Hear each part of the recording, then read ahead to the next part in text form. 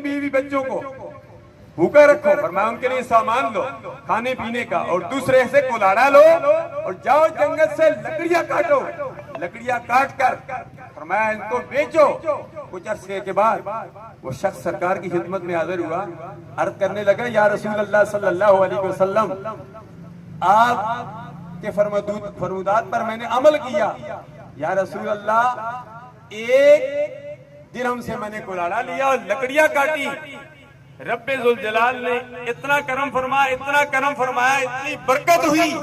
کہ 1 درہم سے آج میرے پاس 15 درہم ہو گئے ہیں۔ اس دور کی بات کرتا ہوں، اب تو اربوں خربوں کی بات ہے، تو اس دور کی بات کرتا ہوں۔ اس وقت اقلہ 10 دراہم، جو حق مار تھا وہ بھی 10 درہم تھا، اس دور کی بات کرتا ہوں۔ ورنہ یہ دور ایسا دور ہے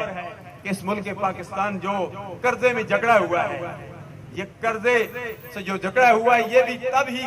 قرضہ ختم ہو جائے گا کہ اس ملک پاکستان میں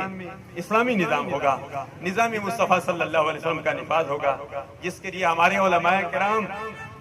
قاضی حسین احمد صاحب نور اللہ مرقدہ، امام شاہ نورانی علیہ رحمت کے دست راست قریبی دوست